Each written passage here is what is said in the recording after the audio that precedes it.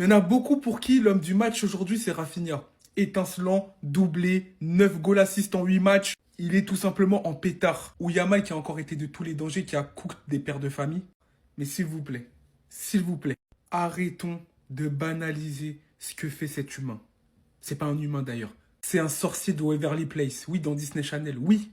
J'aime l'appeler Michael Scofield, gueule d'ange. C'est trop. Sur les 8 derniers matchs du Barça, c'est 6 goals assists. Buteur, passeur décisif, passeur décisif, passeur décisif, passeur décisif et aujourd'hui encore passeur décisif. Mais sa passe décisive, faut en parler. Parce que quand il remonte le ballon, il a deux options qui s'offrent à lui-même. Trois. Il y a Yamal tout là-bas. T'as Rafinha ici et t'as Ferran Torres qui fait un appel ici. D'ailleurs, on n'en parle pas assez, mais l'intelligence de Ferran qui a attiré 4 défenseurs et il décide de faire la passe à Rafinha. Pourquoi? Parce qu'il est beaucoup mieux placé que Ferran Torres qui a juste été intelligent d'attirer les défenseurs avec son appel.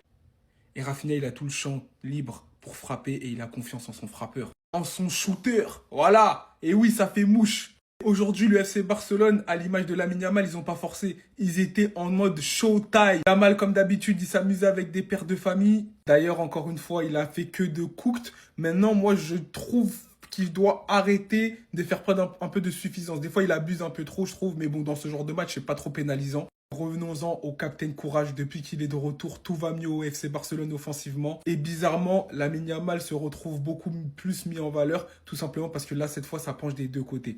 Sinon, au niveau piège du hors-jeu, c'est toujours la même chose. Ils prennent encore beaucoup de contres, à l'image de cette accélération qui aurait pu finir sur un but. En fait, Rashford, il fait un bon match, mais son dernier geste, il m'agace un peu. Je sais pas comment vous expliquer. Dans la passe, oui, mais dans les tirs, il doit être plus tranchant. C'est ça qu'on lui reproche. Bref, le FC Barcelone s'impose et conserve sa place en tant que leader de Liga.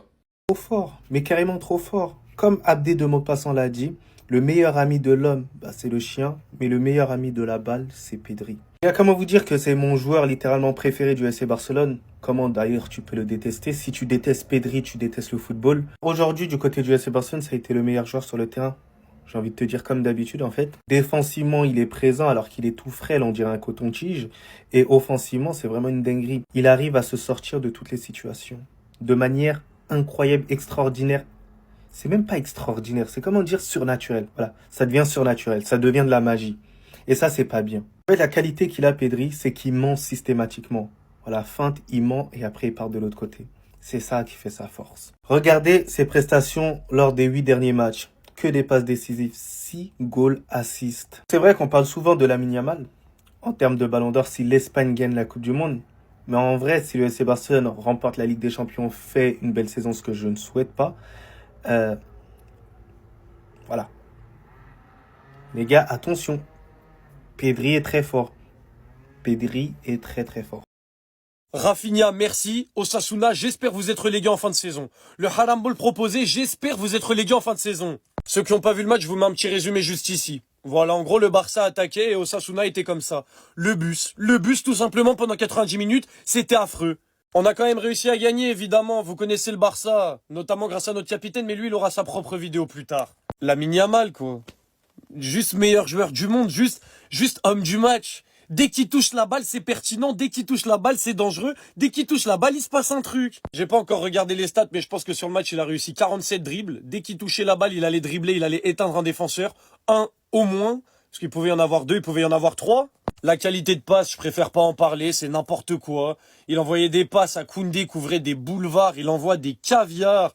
C'est lui qui est à l'origine du deuxième but avec une passe magnifique sur Koundé. Après, il a de l'espace et ça revient sur Rafinha. Mais je peux pas non plus ne pas parler de Gérard Maldini. Voilà, au bout d'un moment, je me retenais de l'appeler comme ça. Je disais, vas-y, le surnom quand même, on va pas abuser. Non, là, je peux l'appeler Gérard Maldini. Évidemment, on ne le compare pas, commencez même pas à dire je sais pas quoi. Mais il est trop fort en défense. Il est trop fort en défense. Il est serein à la relance. Il anticipe bien. Il couvre. Il a tout. Gérard Martin, quel match de patron! Les gars, c'est choquant! Le match de Gérard, c'est choquant! 2 tacles, 4 interceptions, 4 duels gagnés sur 5, 96% de passes réussies, 100% de longues passes réussies.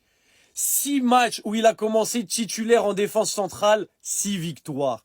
Les hommes mentent, pas les chiffres. Bref, en tout cas, nous voilà à 7 points d'avance sur le Real Madrid. On leur met la pression avant leur déplacement à Alavés. S'ils pouvaient ne pas gagner, ce serait magnifique. Et surtout, n'oubliez pas, nous serons là pour célébrer la relégation d'Osasuna si celle-ci arrive. parce que du haram ball comme ça, on n'en veut pas dans notre championnat. Message à l'attention des Madrilènes. Mais vous serez plus jamais premier en fait les gars. Je sais pas comment vous le dire. Vous le voyez ce classement? Pour le moment c'est 7 points d'avance en attendant le prochain match du Real. Et tant que cet homme portera le brassard dans mon club, vous serez plus jamais premier. Difficile de vous débriefer un match pareil en fait. 80% de possession de balle, 24 tirs contre 3 tirs. Bref, on leur a roulé dessus. Ils ont posé un bus. Et heureusement cet homme, il est venu casser son bus tout simplement. À la force de son pied gauche. Sur une sublime passe de Pedri. Sous les yeux de monsieur la légende Andrés. Don Andrés Iniesta. Il était là, il a applaudi Pedri. Mais moi je veux juste vous parler d'un homme aujourd'hui. Le Barça est premier de Liga. Ouais. Le Barça a eu des problèmes en défense. Le Barça a eu des problèmes sur le côté. Le Barça a eu des problèmes au milieu. Si aujourd'hui le Barça est premier de Liga, dites-vous que le meilleur joueur de la saison c'est bel et bien Eric Garcia. Dites-vous que ce fou qu'on a tous insulté je pense, en tout cas je plaide coupable, c'est aujourd'hui le meilleur joueur du Barça cette saison. Je sais pas si vous réalisez. Donc que ça vous rentre dans vos crânes à tous les mecs qui n'ont pas de patience. Vous voyez ce qu'avec du travail et de la confiance, un joueur est capable de faire même dans l'un des plus grands clubs du monde. Match où le Barça fait office de grand favori. Puis quand tu regardes le match piège, match difficile. Et puis, comme lors de toute la saison dernière, c'est toujours le même qui vient faire la différence. C'est toujours le même qui sauve le Barça. C'est toujours le même qui délivre le navire quand il est au plus mal. Et ça, c'est l'impact d'El Capitano Rafinha sur le FC Barcelone.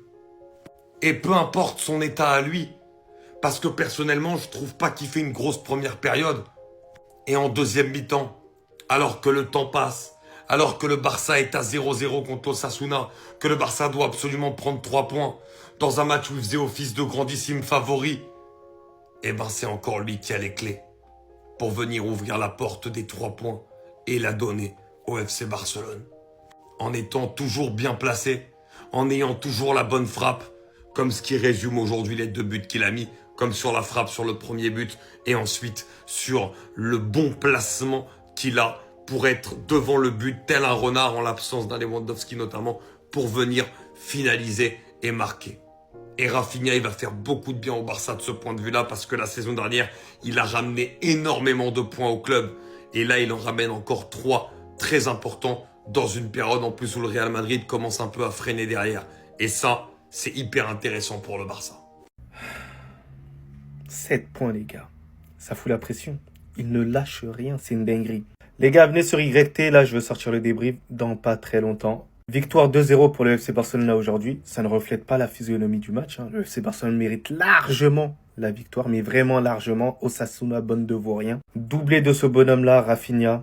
C'est une dinguerie. Depuis son retour, il fait du bien au FC Barcelone. Il est chirurgical. Tu lui donnes quelques petites actions, il arrive à te les terminer. Il y a un Pedri qui a été extraordinaire, comme d'habitude. Pour moi, vraiment, en termes de performance, c'est lui qui a fait le meilleur match. Mais vraiment, l'homme du match, on va le donner à Rafinha parce qu'il est là au bon moment. Il est là pour finir au bon moment. Mais grosso modo, ce qui a été bien du côté du FC Barcelone, c'est l'aspect défensif. Moi, j'ai trouvé que les défenseurs étaient assez concernés, que ce soit Koubarsi, que ce soit Gérard Martin. Et même les latéraux, que ce soit Baldé et Koundé. Koundé qui se rattrape de plus en plus, il se met bien. Mais le joueur vraiment à souligner, celui qui assure quand même la stabilité défensive, je trouve que c'est Eric Garcia. Le premier but, il part de lui. Mais on sent qu'il a une bonne compatibilité avec Pedri. Et je trouve que le duo qu'il forme avec Pedri, il est mieux que celui que Pedri forme avec De Jong. Mais sinon, ouais, c'est à toi. Moi, en tout cas, alhamdoulilah. Ils vont vraiment rien lâcher. Ce match-là était un piège de base, mais ils s'en sortent quand même. J'en ai vu des blocs bas depuis le début de la saison en Liga, mais là, Osasuna, ils ont abusé. Ils sont venus avec une seule idée en tête, être à 10 en défense, surtout en première mi-temps. Et dès qu'on a le ballon, on dégage ça à Boudimir. Mais malheureusement pour eux, Boudimir, il est trop lent. À lui tout seul, il peut pas faire une contre-attaque, même si on dit que c'est Gérard Martin en défense, faut pas déconner. Il faut voir aussi comment le gars est raté devant les cages. Le Barça, quant à eux, avait réussi à marquer un but grâce à un magnifique but de Ferran Torres. Mais malheureusement, notre plus grande surprise, le but a été refusé pour hors-jeu. On s'est tous demandé demandé d'où venait le hors-jeu, on nous a montré ça. Finalement, moi, cette histoire de hors-jeu là, je comprends plus. Car même ça aussi, on siffle. Que ses pieds soient de ce côté-là ou de ce côté, ça change quoi? Non, mais franchement, dites-moi. Je parie que c'est le même arbitre qui avait sifflé ce hors-jeu là sur le pied de Robert Lewandowski l'an dernier. Il faut revoir les règles là, parce que là, au bout d'un moment, ça devient ridicule. Finalement, le Barça dans la galère n'a réussi à ouvrir le score qu'à partir de la 70e minute. Et c'était le seul moment où la défense d'Osasuna avait fait l'erreur de ressortir un peu. Et ça, malheureusement, avec le Barça, ça paye cash. Faut pas leur donner de l'espace. Pedri a exploité cet espace là. Il a fait la passe à Rafinha. Et Rafinha les a tués devant la surface. Il n'a pas besoin d'entrer. Juste ce but là a suffi à les faire craquer. Carrément, pour le deuxième but de Rafinha, c'est eux-mêmes qui ont fait la passe décisive. Voilà. Malheureusement pour nous, le Barça creuse l'écart de 7 points désormais. Donc déjà qu'on est mort dans le film, si demain encore une fois on perd, c'est cuit. Faut oublier la Liga.